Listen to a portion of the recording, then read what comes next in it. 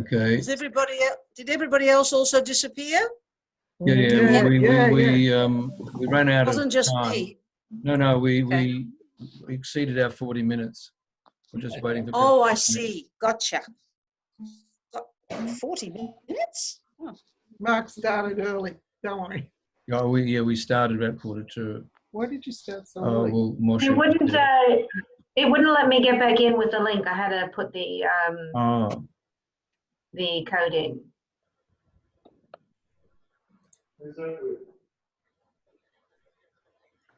Mark's on.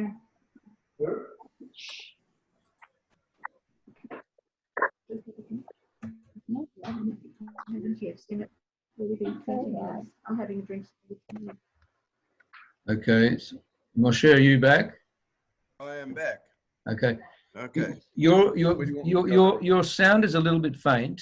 Can you get closer to the mic? Is that possible? Okay. Yep. Okay. Now, where do you want me to read from? So where did we get up to? We'll go back a pasuk. Which one? Well, hang on. Oh, Danielle, had you finished? I finished 3 and Moshe started laning further on. Just started when I disappeared. Oh, Okay, so maybe start again from 4.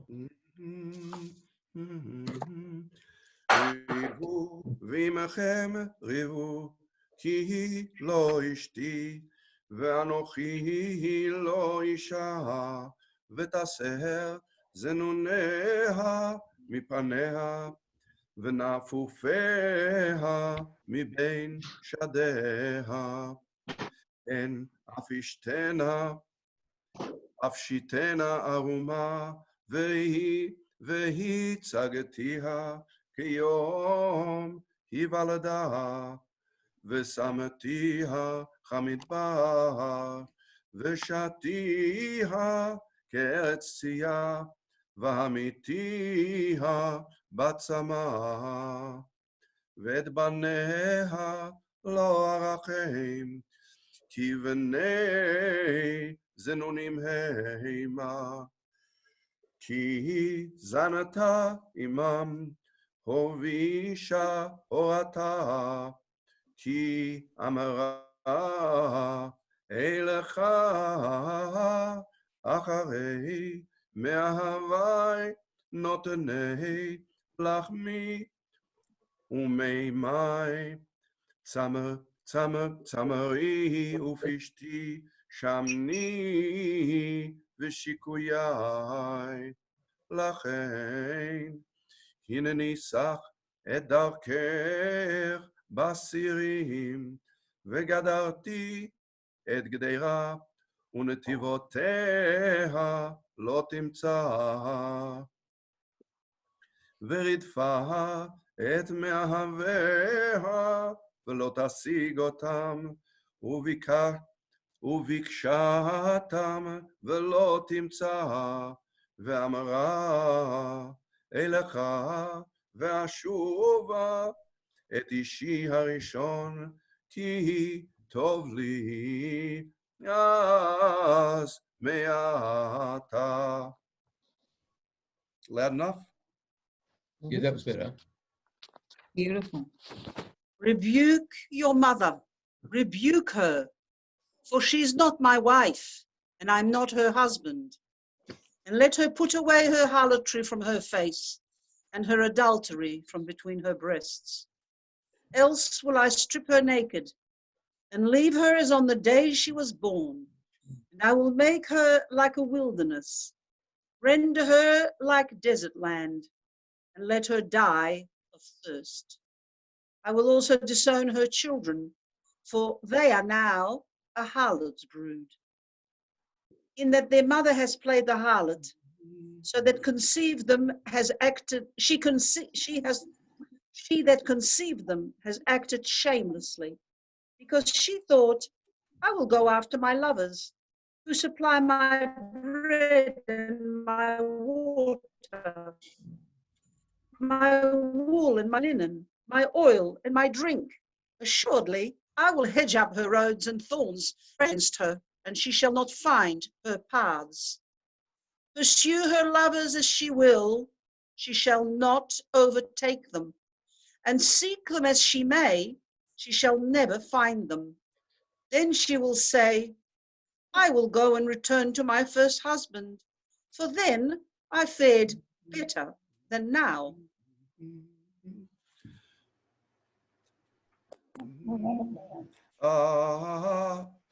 No, that's right.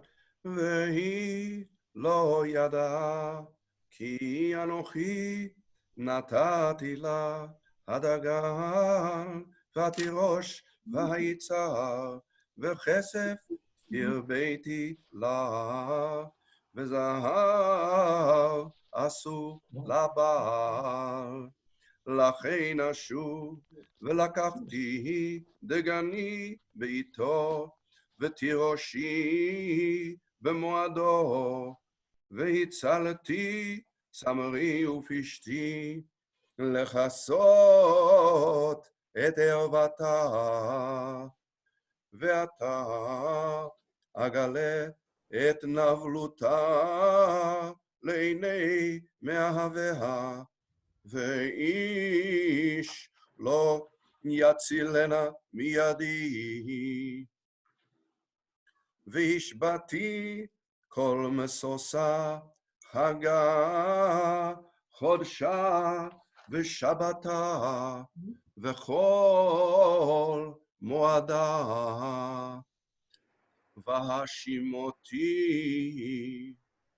גפנה ותאנתה אשר אמרה אתנה המה לי אשר נתנו לי מאהבי ושמתים ליער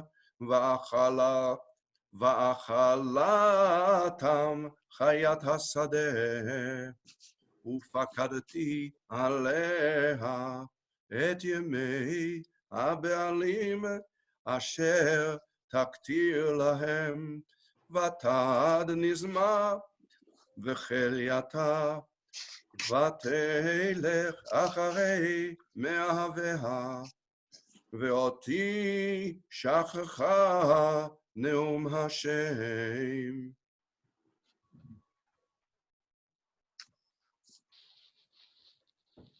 And she did not consider this.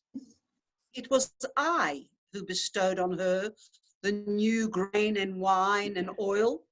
I who lavished silver on her and gold, which they used for Baal. Assuredly, I will take back new grain in its time, and my new wine in its season, and I will snatch away my wool and my linen that served to cover her nakedness. Now will I uncover her shame in the very sight of her lovers, and none shall save her from me. And I will end all her rejoicing, her festivals, new moons, and Sabbaths, all her festive seasons. I will lay waste are a fee she received from her lovers. I will turn them into brushwood, and beasts of the field shall devour them. Thus will I punish her for the days of the Baalim on which she brought them offerings. When decked with earrings and jewels, she would go after her lovers, forgetting me, declares the Lord.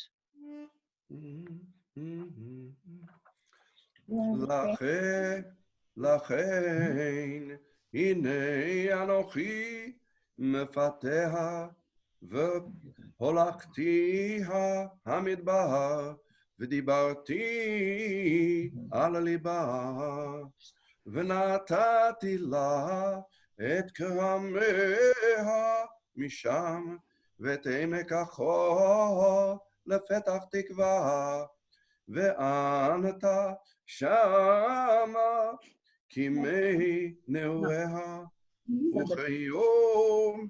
וכיום עלותה מארץ מצרים והיה ביום ההוא נאום השם תקראי אישי ולא תקראי לי עוד בעלי, והסיר אותי את שמות הבעלים מפיה, ולא יזכרו עוד בשמם. וחרתי להם ברית ביום ההוא, עם חיית השדה ועם עוף השמיים, ורמס האדמה, וקשת וחרב ומלחמה אשבור מן הארץ, והשכבתים לבטח, והרסתיך לי לעולם, והרסתיך לי בצדק ובמשפט, ובחסד וברחמים, והרסתיך לי באמונה, וידעת את השם.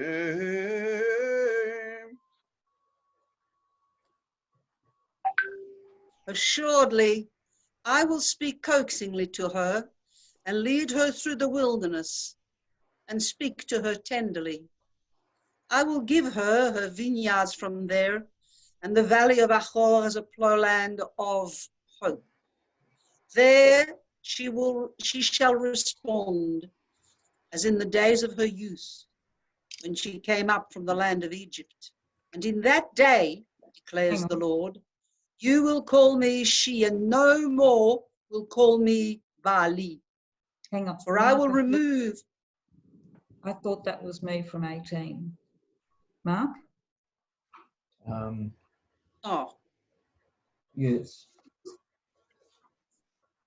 And in that day, declares the Lord, you will call me Ishi, my husband, and no more will you call me Baali, my master. For I will remove the names of the Baalim from her mouth, and they shall never more be mentioned by name. In that day I will make a covenant for them, with the beasts of the field, the birds of the air, and the creeping things of the ground. I will also banish bow, sword, and war from the land. Thus I will let them lie down in safety. And I will espouse you forever. I will espouse you with righteousness and justice, and with goodness and mercy. And I will espouse you with faithfulness, and then you shall be devoted to the Lord. In that day I will respond, declares the Lord. I will respond to the sky, and it shall respond to the earth. And the earth shall and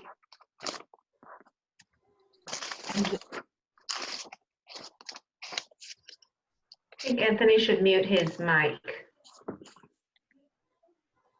and it shall respond to the earth. And the earth shall respond with new grain and wine and oil, and they shall respond to Jezreel. I will sow her in the land as my own, and take Lo Ruhamah back in favor. And I will say to Lo Ami, you are my people, and he will respond, you are my God. והיה ביום ההוא איננו אדוני עיני את השמיים, והם יענו את הארץ, והארץ תענה את הדגן ואת התירוש ואת היצהר, והם יענו את ישראל. וזרעתיה לי בארץ, וריחמתי את לא רוחמה, ואמרתי ללא עמי, עמי אתה, והוא יאמר אלוהי.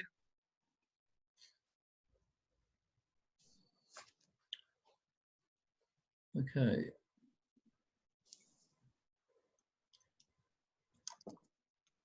Any comments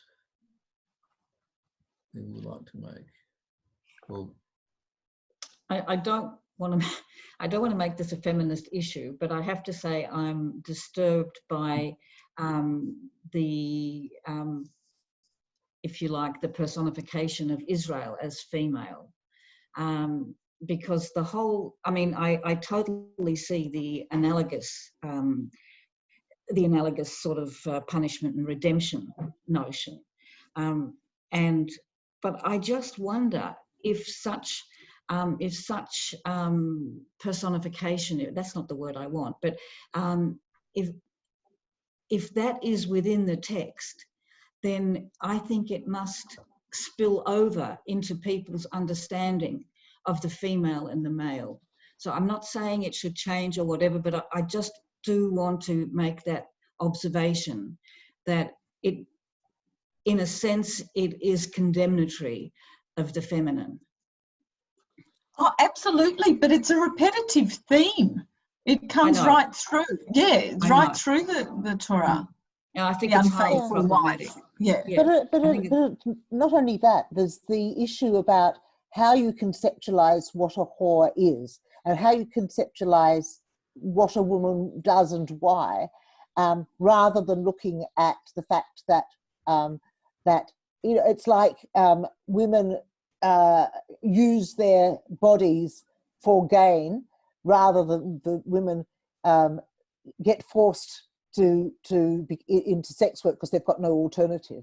And so you've got not just that. The other thing that, so I think that's really, it's very troubling to read this, but also the change from the first chapter. So the thing that I wanted to ask about really was the change from the first chapter to the second chapter. In the first chapter, he's told to marry someone and call these children these terrible names and whatever else. Now, obviously, I'm assuming that that's not meant to be literal. It's like whoever you marry at this point of time, it's or the Jewish people who are my bride must somehow. But it's very weird that you've got this concept that you go from suddenly, without saying that there's been something, maybe I'm missing something, but it just seemed to me to be a very dramatic switch in tone and personality between those first two things about, how we'll call the children the unpitiable and the not my people, where you would think God would want them to be his people. Well, it seems, I mean... Mark, could you take down the text? Because I think it might be blocking. Is the text blocking the pictures of the photographs? Or Yeah. Of people? Yeah. Could you take down? You can expand it on your screen, though. All right, I'll take it down. Stop the share. Sorry. Is that better? Oh, yeah, I've got everybody now. Oh, okay. Yeah. Yeah. I mean, you've got the notion of Shekhinah, which is the feminine. So I'm just wondering why we can't perhaps, or why we couldn't perhaps have had a notion of Shekhinah as God, and maybe the husband becomes Israel. I mean, that's a much later concept, though, isn't it? Shekhinah. It's not really biblical. There seems possibly, it doesn't seem to be talking about a prostitute for money, but more adultery, and it's the same. Which is a slightly different image. But still not a good one. Not a good one, no. But one that might have been understood at the time, or in a patriarchal society, the unfaithful woman probably was an understood image then, even if it doesn't speak to us. Well, what I find interesting, and maybe it's possibly my reading into the text, is that when we, Israel is always personified as female. I mean, we think of Lachadudi, we talk about Israel and God. It's, throughout history, the feminine and the masculine merging and uniting for better and for worse. The harlot or the virgin, the women. It's Jerusalem has been personified, and Israel and the Jewish people are personified as both feminine and both the good and the bad. But what's interesting is that I shall no longer be called Ba'ali, but Ishi. To me, and it's interesting. I mean, they want to take the words from the Ba'alim out of the mouth, but at the same time, to master over somebody, to be a Baal, to master over them, versus Ishi and Isha, that actually is more equalizing, and to say we're now in a partnership with one another. So it can be kind of an interesting way of looking at it. The other thing I felt was really interesting and actually upsetting to me is when God says, I want you to go back and look at all your lovers and not be able to find them, and then you come back to your first lover, which is me. And I thought, really? Is that what you want? The relationship, like you can't find anyone better, so you're going to come back to me? You know, as opposed to recognizing that you're the right one. This is the right relationship. It's because nobody else is there, so I might as well go back to you. I found that troubling. Mm. Can I just add to that before? Isn't there a halacha about a woman not being able to, if she divorces, she's not able to return to her original husband? Yeah, as far as I know, that's correct. So that's odd, and Mark would know the timing of that as well. You know, maybe that halacha was a much later phenomenon. But yeah, I just thought that's what struck me when Alison was talking about that. But I mean, but there's a historical context to all this. I mean, the Baalim were actually the people who went after the pagan deities, and that's what it's like. But it's an interesting, you know, juxtaposition of using that same image of the Baalim describing the relationship to God, Baali and Baalim. Not quite sure what that's trying to get at.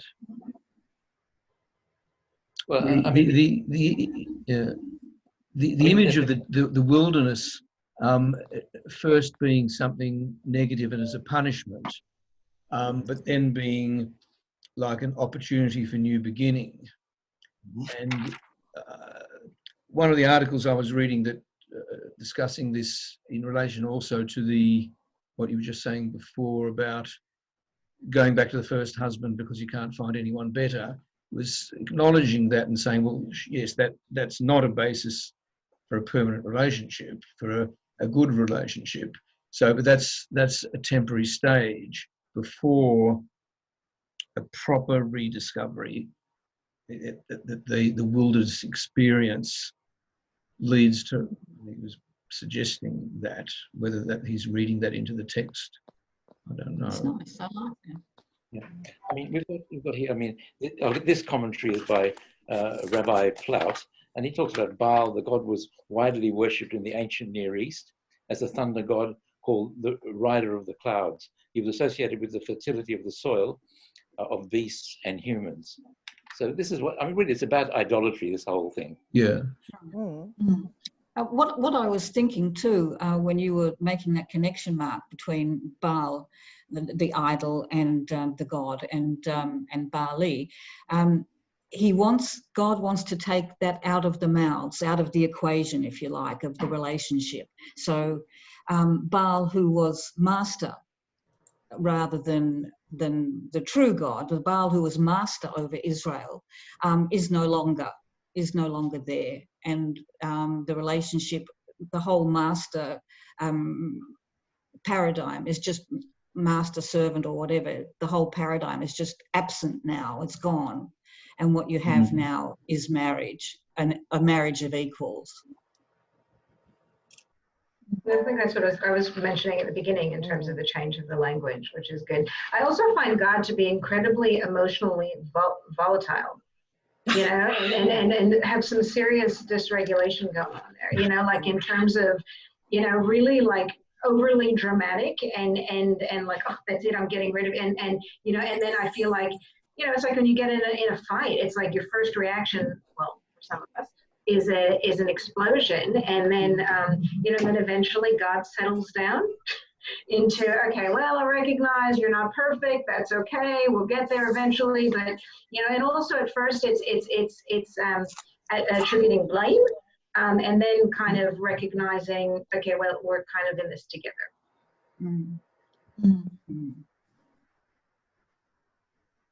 I really go along with that notion of volatility. That always disturbs me, because it's not just here, it's everywhere. And you know, he's an angry, jealous, whatever God he calls himself, and it's just not very reassuring. No, but from a feminist critique, you got to appreciate the fact that that's a male attribute and not like the irrational female. You know, there's a flip side to it. Yeah, but Not the also capricious nature, yeah. it's quite disproportionate.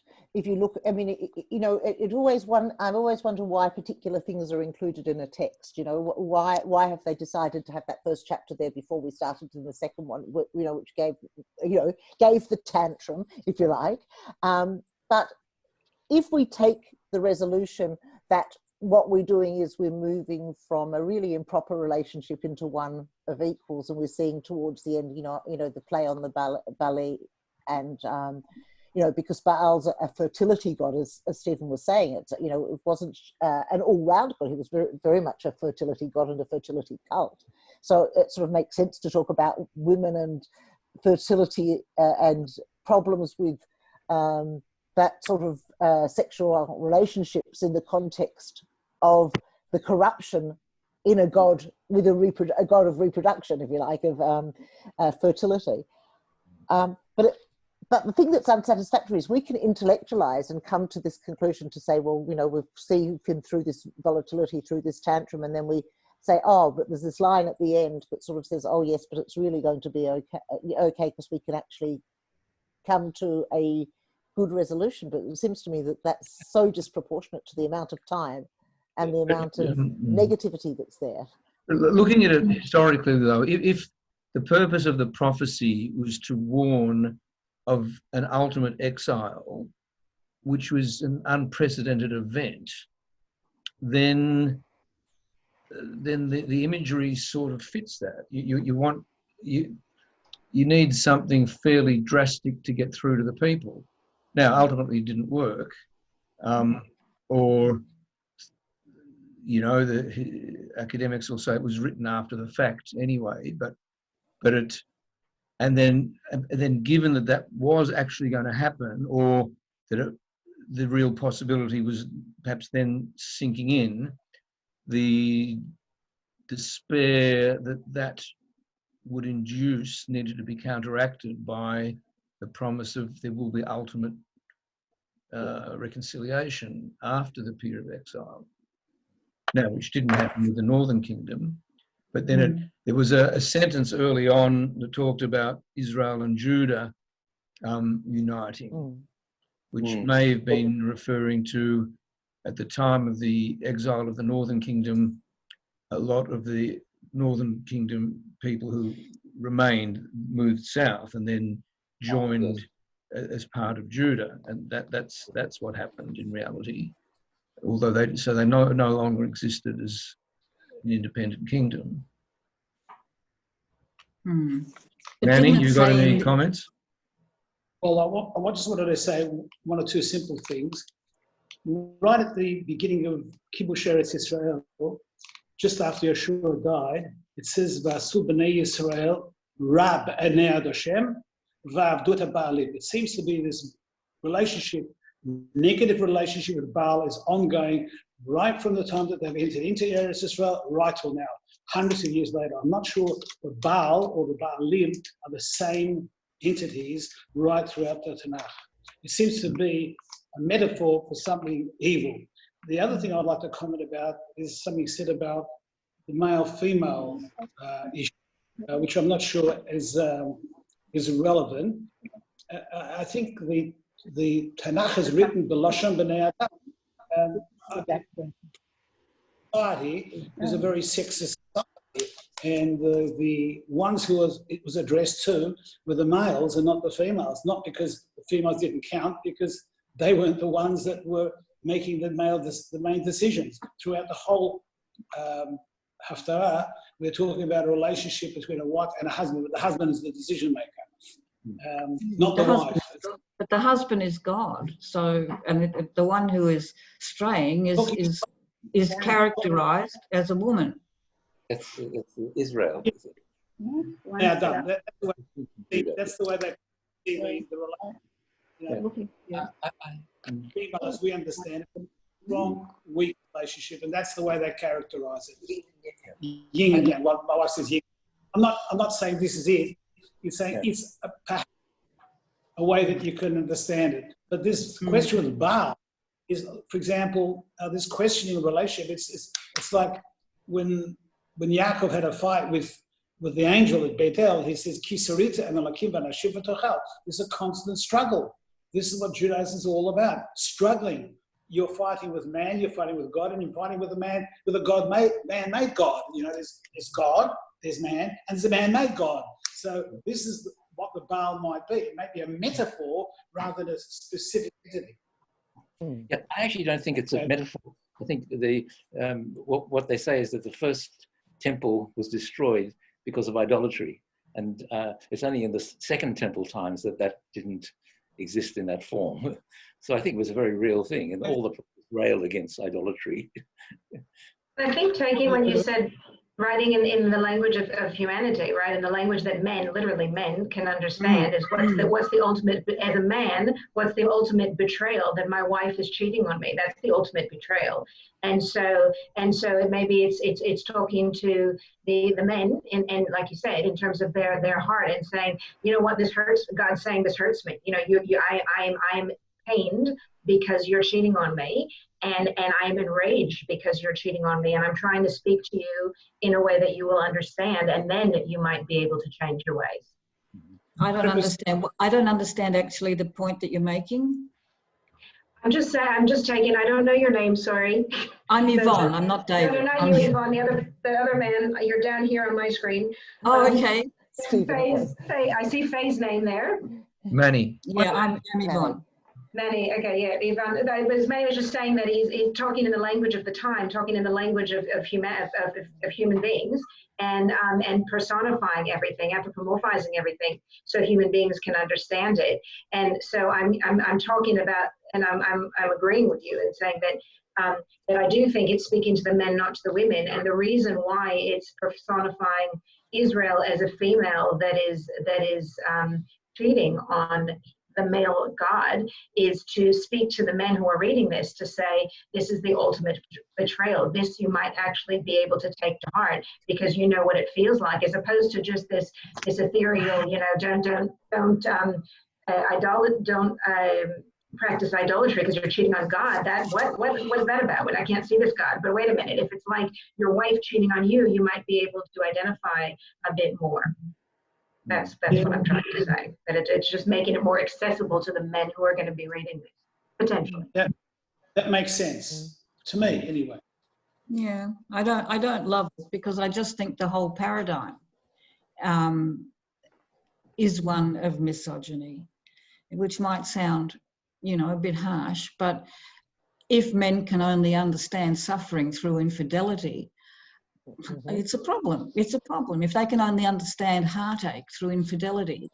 The ultimate betrayal. But if you take, like, I think Faye just said the ultimate betrayal, yeah?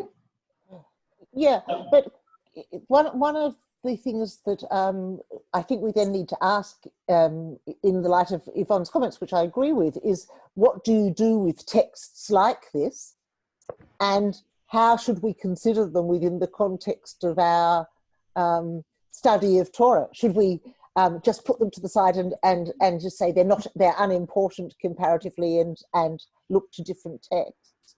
How do we manage to, you know, it's not good enough to say in the past men behaved like this, and in the past, because actually this is teaching men what it is to behave appropriately. It's saying if your wife betrays you in some way because she has another relationship, that must be the ultimate thing that guarantees that you can throw a tantrum and you can do this and you can do that.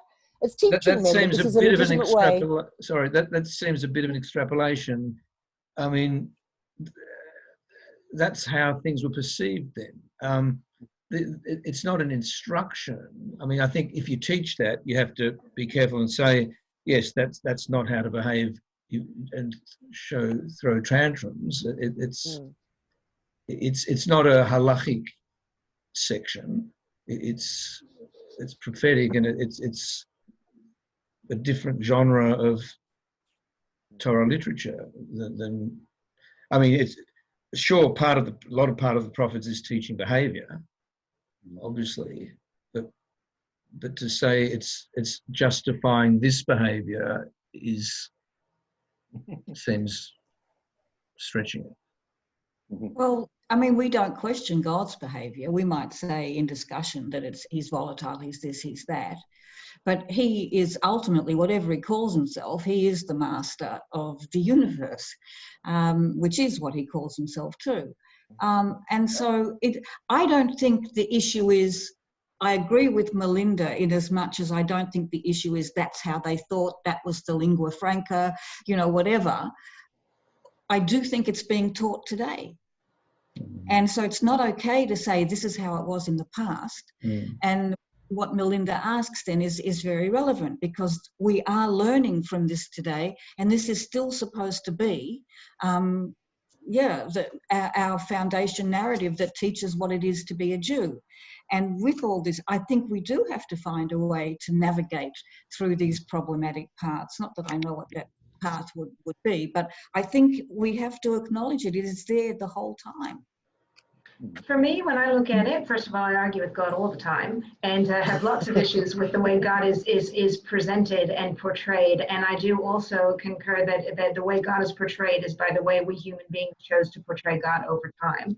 I think that's our personification in a sense of God. So whether that's God or not, I think that depends. But for me, when I look at this text, I do look at it historically, like that's the way it's speaking to the people of the time in a language that they understood. And I kind of say, I contextualize that and say, okay, so they're speaking to the people in the language of the time to say, you know what, this behavior is wrong. It's causing me, God, pain. And if you continue in this way, we're going to have a ruptured relationship. So then I say, okay, let's look at it in our time. What are we in our time doing as men and women, as Jews all over the place, that is interfering with our relationship with God? What are we doing to threaten our relationship with God? And how can we change our ways before the relationship is forever altered, that we can't go back to where we were? That's the way that I look at it, to make sense of it. So it doesn't justify it, it just contextualizes it, and then take the meaning and try to put it in today's context. This is running out in 2.5 minutes. Okay. Feel free to log in again if you've got time. Okay. Just last comment, Mark. Yeah. Sorry? I think an important issue. Important issue is what was the meaning of the text in the historical context, and that's one issue. And the other issue is how do we relate to it today? So I think there's two issues. We don't need to see ourselves. 4 o'clock was suiting other. Do people want to? If we make it 4 o'clock next week, is that how? It's fine for me. It's good for me. Can we make it 4:30? I'm available any time between 4 and 5. That was you, Debbie. Yeah. Hello, where are we? You said 4:30. That was me. 4:30 would be good. Okay. Alison, you can't make it earlier than, you've got to go at 5. Yeah. I'm not sure. Maybe 4, but it's a very iffy. Okay. I'm happy to pop in and pop out. So thank you for inviting No, me. your contribution was really good. Great. Thank you. Goodbye, everybody. Goodbye. Right. We should say goodbye before we all pop off. Thank you very much, and thank you, Mark, for organising it. Thanks, everyone. Yeah, thank you Thank very you, Mark. much. Great meeting Thanks, you all. Mark. Thank you, Mark. Mark, are you going to conclude it? Do we have like a concluding, and therefore we can? I feel like I want it wrapped up. Oh, okay. We'll go in again. Okay. Well, let's if those who want to relog in. Okay. So, well, I have to go too. Did you want to I have relog to in, go. Alison? Yeah. I have to go. Okay. Those who need to go, go. Goodbye, everybody. Goodbye, everybody. Goodbye. Okay. Goodbye. Mark, Yeah. I just wanted to say one thing. I agree, you can actually agree with everything that everyone said. There's not a problem with what anyone said. It is, but the way that the text and the supportive text are put together